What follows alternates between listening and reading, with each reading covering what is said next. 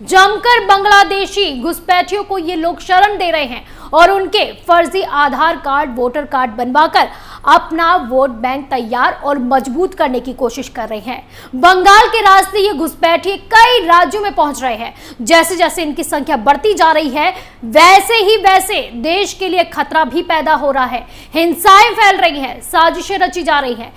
What's up guys अस्सलामु अलैकुम। अपनारा केमन आছেন আশা করি সবাই ভালো আছেন। আমি জুনেদ, আপনারা দেখতেছেন জুনেদ আলী অফিশিয়াল। আমি আপনাদের জন্য একটি ভিডিও প্লে করতেই যাচ্ছি, সবাই দেখবেন, আশা করি সবাই দেখবেন, ভালো লাগবে। आज बात करने वाले हैं कि बांग्लादेशियों का हिंदुस्तान में रहना अब बहुत ही ज़्यादा ख़तरनाक हो चुका है।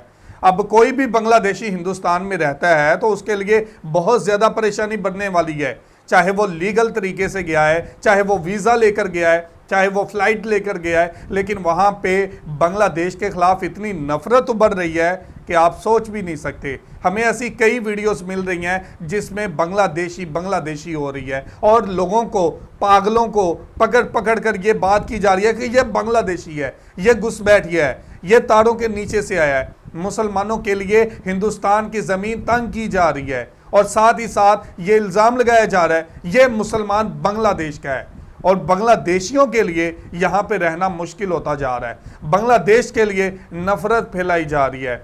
आज इसी हवाले से वीडियो देखने वाले हैं, Modi Shah big action on Bangladeshi. जो हिंदुस्तान में लीगल तौर पे भी बांग्लादेशी गए हैं उनके लिए भी मुसीबतें बढ़ती जा रही हैं, उनके लिए भी परेशानियां बढ़ती जा रही हैं और साथ ही साथ वहाँ रहने वाले मुसलमानों के लिए भी अब परेशानियां बढ़ती जा रही हैं। एनआरसी और सीए कानून सीधा बांग्लादेश के खिलाफ था, बांग्लादेशियों के खिलाफ था, मुसलमानों के खिलाफ था, क्योंकि हिंदुस्तान के अंदर जितने भी मुसलमान हैं, चाहे वो मगरबी बंगाल के हैं, चाहे वो दिल्ली के अंदर हैं, उनको ये इल्ज़ाम ठहराया जा रहा था ये बांग्लादेशी हैं, इनको यहाँ से निकालो, इनको बांग्लादेश धकेलो। आज देखते हैं मीडिया किस तरह बांग्लादेश के खिलाफ नफरत उभार रहा है। इस तरह ये बात की जा रही है कि ये एक्शन बांग्लादेशियों के खिलाफ है और मुसलमानों के खिलाफ है।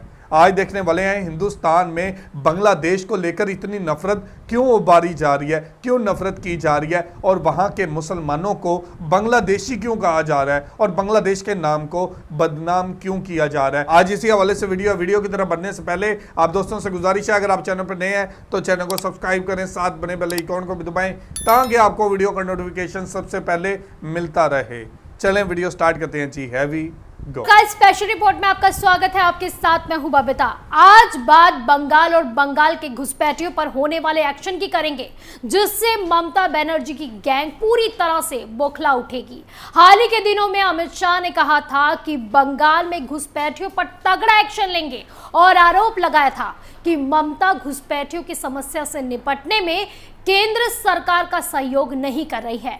बस जैसे ही अमित शाह ने ये बात दोहराई, वैसे ही टीएमसी भी तिलमिला उठी। क्यों? तो इसकी पूरी कहानी विस्तार से बताएंगे, लेकिन उससे पहले आप ममता के भतीजे अभिषेक बनर्जी का वो बयान सुन लीजिए जिसमें वो अमित शाह पर तंज कसते हुए दिखाई दे रहे हैं और कह रहे हैं कि सीमा पार से घुसपैठ को रोकना बीएसएफ की एकमात्र जिम्मेदारी है। वो सीमा की रखवाली करने वाले हैं। यदि उन्हें कोई भी समस्या है तो सीधे राज्य सरकार के साथ मिलकर काम करना चाहिए। सीमा को सुरक्षित रखने की जिम्मेदारी खुद केंद्र सरकार और गृह मंत्री की होती है। बंगाल की कमान इनके साथ है, पुलिस इनके पास है, लेकिन अगर घुसपैठ हो रही है तो उसे मोदी या अमित शाह ही रोकेंगे। ये लोग इसलिए नहीं रोकेंगे क्योंकि इन घुसपैठियों से ही तो इनका वोट बैंक बन रहा है। जमकर बांग्लादेशी घुसपैठियों को ये लोग शरण दे रहे हैं और उनके फर्जी आधार कार्ड, वोटर कार्ड बनवाकर अपना वोट बैंक तैयार और मजबूत करने की कोशिश कर रहे हैं। बंगाल के रास्ते ये घुसपैठिए कई राज्यों में पहुंच रहे हैं। जैसे जैसे इनकी संख्या बढ़ती जा रही है, वैसे देश के लिए खतरा भी पैदा हो रहा है। हिंसाएं फैल रही हैं, साजिशें रची जा रही हैं, लेकिन ममता बनर्जी हो या फिर केजरीवाल, इन्हें उससे कोई भी फर्क नहीं पड़ता। फर्क बस इतना पड़ता है कि मोदी सरकार को, क्योंकि उनके कंधों पर देश की रक्षा की जिम्मेदारी है। अब ऐसे में ममता के काले मंसूबों को ध्वस्त करने का प्लान भी अमित शाह ने पूरी तरह से तैयार कर लिया है। पहले तो मोदी सरकार ने बीएसएफ के लिए क्षेत्र का दायरा बढ़ाया, जो पहले 15 किलोमीटर का था उसे बढ़ाकर 50 किलोमीटर तक कर दिया, ताकि घुसपैठियों पर अंदर घुसने पर दबिश देकर पकड़ा जा सके। फिर उसके बाद अमित शाह बंगाल खुद हर एक चीज का मुआयना करने पहुंच रहे हैं। अमित शाह ने तो बंगाल में जल्द सीएए और एनआरसी लागू तक करने की बात कह दी है। उन्होंने ममता को ये साफ तौर पर चेतावनी दे दी है और साफ शब्दों में भी कह दिया है कि कोरोना खत्म होने के बाद बंगाल में सीएए और एनआरसी दोनों ही लागू कर दिए जाएंगे। अब अगर सीएए और एनआरसी बंगाल में लागू होता है तो जितने भी घुसपैठियां यहां मौज कर रहे हैं उन पर पूरी तरह से लगाम लग जाएगी, उन्हें यहां से खदेड़ दिया जाएगा। ममता की कुर्सी खतरे में आ जाएगी क्योंकि एक फर्जी वोट बैंक ध्वस्त हो जाएगा और यही डर ममता और उनकी गैंग की बेचैनियां बढ़ा रहा है। इसी वजह से ममता जहां भी जाती है ये राग अलापना नहीं भूलती है कि उन्हें केंद्र सरकार टारगेट कर रही है। अब ममता दीदी ये बताए कि बंगाल में अपराध जमकर पनप रहा है, आपसे बंगाल तो संभाला जा नहीं रहा है, कानून व्यवस्था की मट्टी पलीत कर दी गई है, महिलाएं तक सुरक्षित नहीं है, रेप की घटनाएं भी बढ़ती जा रही हैं, हिंदुओं पर खुलेआम अत्याचार हो रहा है, चाहे आप नंदीग्राम का ही केस देख लीजिए या फिर बीरभूम की साजिश ही देख लो। यहां तो टीएमसी के गुंडों ने लोगों को जिंदा ही जला डाला था, जिसको लेकर कोर्ट में भी ममता सरकार को फटकार पड़ी थी, लेकिन ममता कार्रवाई के बजाय सिर्फ और सिर्फ तमाशा देखती है। ऐसे में अब मोदी सरकार एक्शन नहीं लेगी तो कौन लेगा?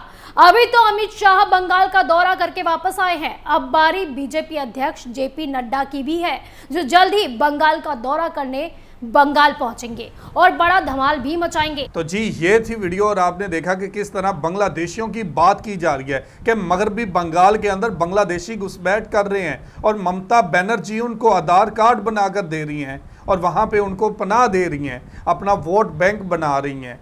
और ये बात की जा रही है कि एनआरसी और सीएए कानून मगरबी बंगाल में लगा दिया जाएगा, जिससे मुतासिर मुसलमान होंगे जो कि वहां पे रहते हैं, जिनको बांग्लादेशी कहकर वहां से निकाल दिया जाएगा और उनको बांग्लादेश की तरफ धकेल दिया जाएगा। अब ये बांग्लादेश के लिए भी काफ़ी बड़ा खतरा बन चुका है कि मगरबी बंगाल में रहने वाले मुसलमान अब बांग्लादेश में धकेल दिए जाएंगे, बांग्लादेश की तरफ उनको भेज दिया जाएगा और ये निशाना बनाया जाएगा कि ये वो मुसलमान बांग्लादेशी हैं जो बांग्लादेश से आकर यहाँ पे रह रहे हैं और मुसलमानों के लिए भी परेशानी बढ़ने वाली है। और ये बात की जा रही है कि बीजेपी सीधा सीधा निशाना बना रही है बांग्लादेशियों को, मुसलमानों को, और वहाँ पे मगरबी बंगाल के अंदर अगर कोई लीगल तौर पे भी मुसलमान रह रहा है तो उसको भी बांग्लादेशी बनाकर बांग्लादेश की तरफ धकेल दिया जाएगा और बांग्लादेश को निशाना बनाने की कोशिश की जा रही है। एनआरसी और सीए कानून सीधा सीधा मुसलमानों और बांग्लादेशियों के खिलाफ था, बांग्लादेश के खिलाफ था। यहाँ से मुसलमानों को बांग्लादेशी बनाकर बांग्लादेश की तरफ भेज देना था। आज देखना होगा कि जो नफरत बांग्लादेश के खिलाफ हिंदुस्तान में पैदा की जा रही है, इसके असरात कब तक नजर आएंगे और कहाँ तक नजर आएंगे, क्योंकि पहले भी हमने देखा है कि बांग्लादेशियों के खिलाफ यहाँ पे बीजेपी के नेता नफरत उभारते रहते हैं। मीडिया भी अब शामिल हो चुका है, गोदी मीडिया तो पहले ही तैयार रहता है, ऐसी कोई भी बात हो जिससे बांग्लादेश का ताल्लुक हो तो नफरत किस तरह उभारनी है। तो ये थी आज की वीडियो। आप इस वीडियो के बारे में क्या कहना चाहते हैं ज़रूर कमेंट करके हमें बताइएगा। बहुत शुक्रिया।